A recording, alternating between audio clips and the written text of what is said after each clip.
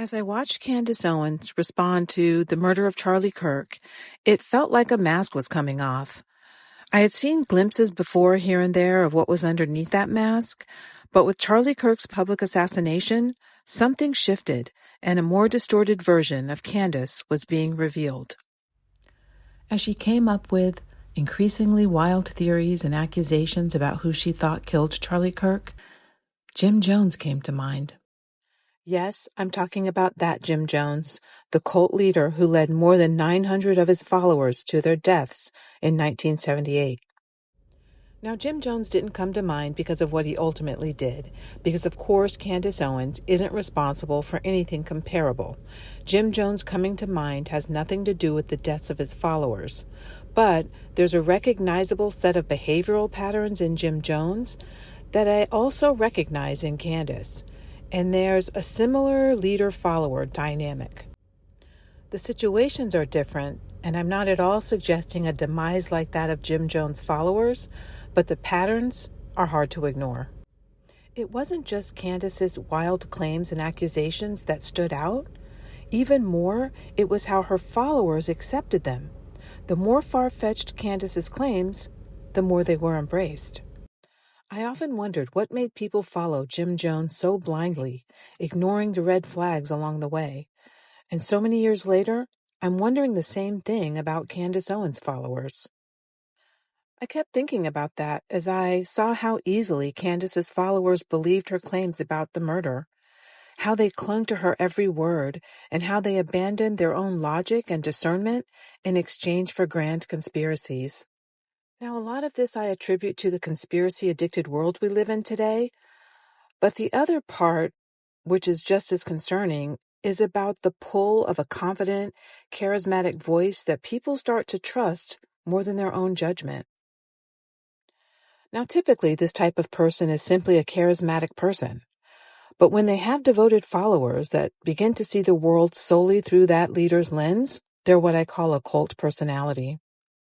By cult personality, I mean a person whose influence is so strong to the point that followers no longer question them, but trust them enough to believe whatever they say or do.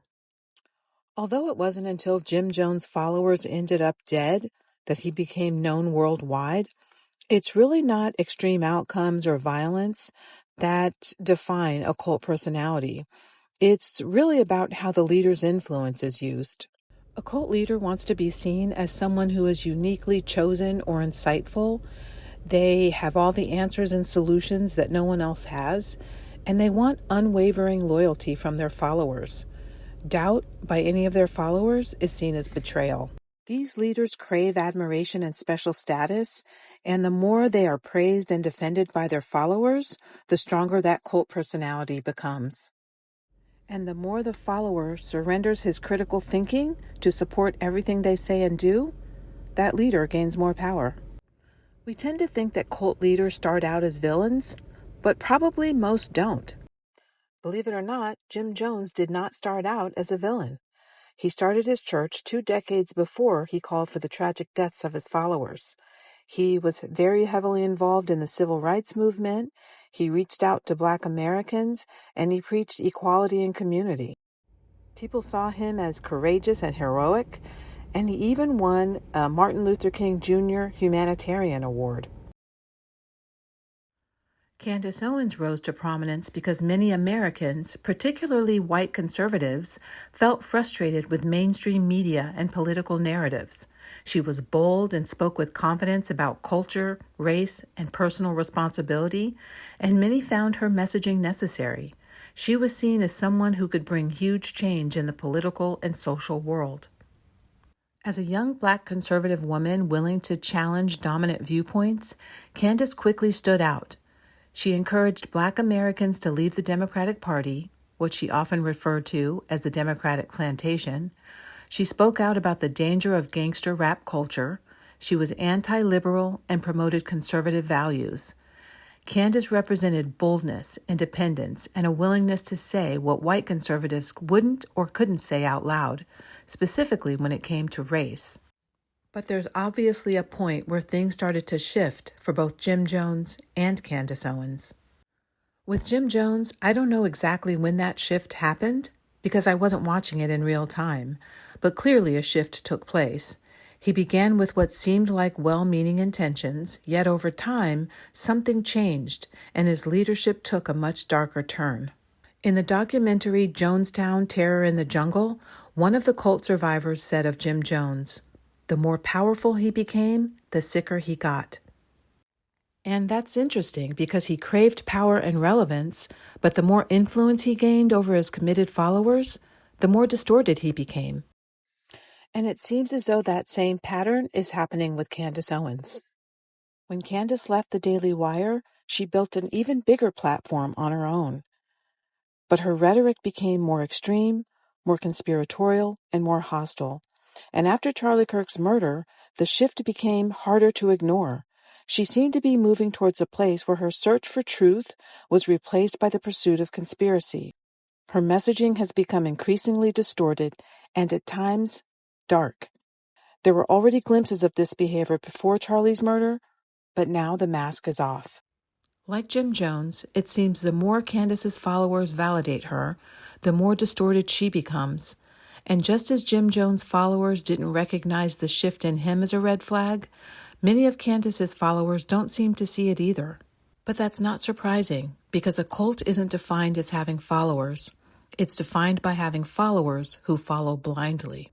To be clear, I'm not referring to some of Candace's newer followers who are following her simply because of her increasing hostility and conflict. But I'm referring to her devoted followers, those who genuinely believe she's exposing truth and doing something meaningful. Those are the followers most susceptible to the leader-follower dynamic I'm talking about. There's nothing wrong with being a dynamic leader and having followers. Healthy leaders inspire growth, welcome questions, and encourage people to think for themselves, not simply fall in line with their narrative.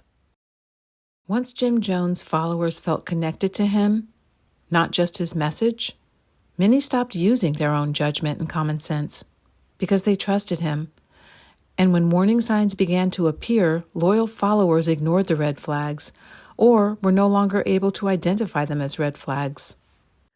When Jim Jones started calling himself the Messiah and claiming to heal sick people, his devoted followers didn't question it because of their trust in him and their emotional connection to him. In the Jim Jones documentary, cult survivors tell how the healings were staged. But they were too emotionally invested to question what they were seeing. They believed it even though it was fake. They practically accepted anything Jim Jones said and did because of the strong connection they had formed with him. It seems their unwavering loyalty replaced their discernment and critical thinking. A similar pattern can be seen by Candace Owens' followers in her response to Charlie Kirk's murder. Candace rejected the police and FBI narrative almost immediately and suggested elaborate theories about the assassination. She accused Charlie's friends, people at Charlie's organization, and even his wife of having sinister motives towards Charlie. But instead of questioning those claims, her devoted followers accepted them. Because Candace was saying it, it must be true. That kind of loyalty doesn't happen overnight. It builds over time. When people listen to a trusted voice day after day, a relationship forms. And eventually that trust grows so strong that followers stop evaluating what they hear, and the voice of the leader becomes enough. That is the power of a cult personality. But a person isn't a cult personality unless they wield enough influence to draw people in. Without followers, there is no cult leader. There's also no cult leader without people who follow without question. So why do people follow without question? Most people assume cult followers are foolish or weak-minded, and from the outside, that's what it looks like. But I think what most cult followers want is some type of assurance when the world feels chaotic. So they turn to someone who sounds confident and assured, and someone willing to challenge certain systems that they no longer trust. But when you peel back the layers, I think there's several reasons why followers follow without question. I already hit on this a little bit earlier, but there's trust in the leader. When someone listens to a public voice often enough, a connection forms. And over time, that voice becomes so familiar that people just start to trust without questioning what they're saying. And they trust the person enough to assume that what they're saying is correct, even when it's not. Not to mention, multiple things can be true about a person. They may have been truthful in the beginning, or they may be telling the truth about some things, but not everything. Another reason? People stop trusting institutions. Many people already believe the government, the media, or other authorities can't be trusted. And it makes sense because governments do sometimes lie and the media can be manipulative. So when a person comes along and they challenge those institutions, followers are ready to believe the alternative, sometimes no matter how unreasonable it sounds. But instead of doing the work to figure out what's true, they just follow that trusted voice. Another reason? Emotions. Emotion plays a huge role because most cult personalities lead with emotion. Followers can feel a personal connection to the leader. They admire them, they feel understood by them, and even feel represented by them. Over time, that admiration turns into loyalty, and loyalty makes it harder to question the leader, even when what they're saying doesn't really make sense. Followers can be so emotionally invested that they can often deify the leader and refuse to believe anything negative about them. And then there's the power of community. When followers gather in comment sections of a podcast and social media threads, they reinforce one another. In the case of Jim Jones, it was church gatherings and eventually life in a commune. If everyone around them is affirming the same belief, it becomes easier to accept it as truth. Doubt becomes uncomfortable, and agreement with the leader becomes the norm. So when all those things come together, trust in the leader, distrust of outside institutions, emotional connection, and group reinforcement, it becomes much easier for followers to accept what they're told without question. That's what happened with Jim Jones and his followers, and that's what's happening with Candace and her loyal followers. But there's another layer that can make the leader's influence even stronger. I'm talking about spiritual authority. When followers see a leader as spiritually aligned in some way, they begin to view that person as having a special connection to God, and they trust them even more. Some may even believe that by staying connected to that person, it places them in alignment with God. When a leader's authority is seen as spiritual, it creates a deeper level of influence. Jim Jones definitely used spiritual authority to influence his followers, and Candace Owens too, but in a different way. Jim Jones' spiritual manipulation is easier to see because he was the pastor of a church. He was already positioned as a spiritual leader. Candace isn't a leader in a church, but she speaks in a way that can make people believe she's in alignment with God. She used the mantra, Christ is King, making it seem as though she's a follower of Jesus Christ. She often labels people or groups as demonic, which implies she's on the side of what is godly. She's spoken about her Catholic stance in a way that elevates her spiritual authority and even has described her platform as God's platform and herself as a conduit of God. When followers see a leader's authority as spiritual, there's a greater opportunity to influence and manipulate them.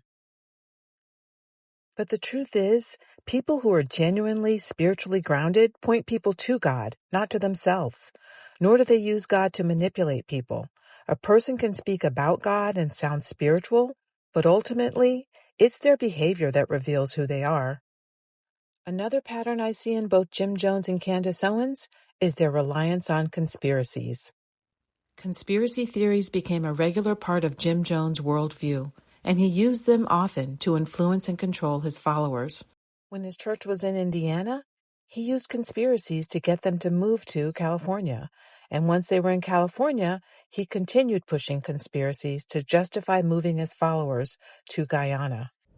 Jim Jones might have believed many of his conspiracies, but in many ways they served a purpose. They kept followers fearful, suspicious, and dependent on him as the one person who could protect them from the very threats he warned them about. Candace Owens leans heavily into conspiracies. She didn't begin her public career that way, But over time, conspiracies have become a larger part of her messaging, and since Charlie Kirk's murder, she leans into them more than ever, revealing what I believe is a conspiracy addiction. She's made an overwhelming number of conspiracies about Charlie Kirk's murder, some of which are: Israel had something to do with the murder, Charlie's staff and all of his friends and family are fake and suspicious and should be investigated, and she made claims that Egyptian airplanes were somehow connected to the murder. People are often drawn to narratives that suggest hidden motives and secret plots, especially when those narratives come from someone they already trust. Simple explanations can feel unsatisfying, especially if they're hooked on a charismatic leader who tends to feed them conspiracies. And even when those explanations lack evidence, they can feel more compelling than the ordinary explanation. Like Jim Jones, Candace uses conspiracies to position herself as someone who knows more than everyone else. She's the one exposing hidden truths. They also serve to keep her audience engaged. By now, she knows they're drawn to them, so she continues to feed that appetite. She's reached a point where she can say almost anything, and her loyal followers will believe it, especially when it feeds the grand narratives they've come to expect. There seems to be a clear pattern with conspiracies and cult leaders. It's not just Jim Jones and Candace Owens. Other cult leaders have also led with conspiracies to shape how their followers view the world. When you follow someone blindly, there's a cost. Jim Jones followers ultimately lost their lives, but long before that, they surrendered their discernment, critical thinking, and sound judgment when it came to Jones, and that ultimately led to their loss of life.